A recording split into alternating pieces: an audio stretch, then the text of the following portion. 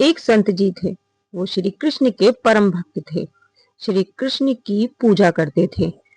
उन्होंने श्री कृष्ण के साथ पिता पुत्र जैसा संबंध बनाया था। श्री कृष्ण मेरे बालक हैं और वे उसके पिता हैं। वो हर रोज कान्हा को उठाते, भोजन कराते, गोद में खिलाते, अपना पूरा का पूरा समय श्री कृष्ण पर उड़ेल देते। मतलब अपना सारा काम और अपना समय सब श्री कृष्ण पर डाल देते थे। कभी कभी कहते, कान्हा मेरी दाढ़ी नोच रहा है। कभी कान्हा को पकड़ने उसके पीछे भागते। कृष्ण भक्ति में पूरा संसार भूल गए थे। हर समय कृष्ण भक्ति में ही रमे रहते। एक बार संत जी शिष्यों से कहने लगे कि मैं कभी गंगा स्नान करने नहीं गया। शिष्य कहते, गुरुजी आप काशी चले जाओ।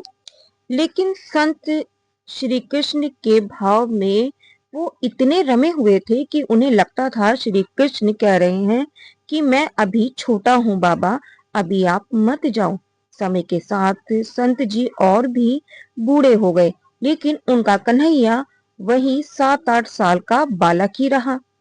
उनका भाव अभी भी कान्हा के बाल रूप में था। संत जी श्री कृष्ण चिंतन में ही वो स्वर्ग सिधार गए।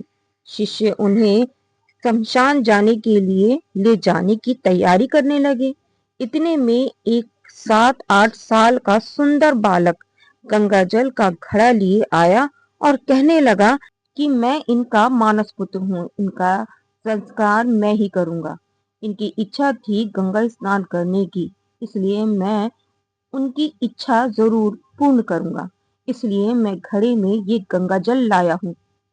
बालक ने संत जी के पार्थिव शरीर को गंगा स्नान कराया, संत के माथे पर तिलक लगाया और उनका अग्नि संस्कार किया। उस बालक में एक अद्भुत सी कशिश थी कि कोई कुछ बोल ही ना सका, किसी ने कुछ पूछा ही नहीं। अग्नि संस्कार के बाद बालक अंतर्ध्यान हो गया।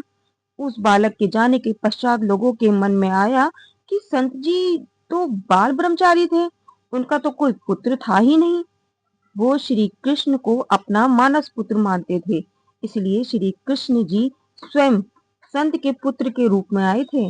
प्रेम से बोलिए श्री बांके बिहारी लाल की जय।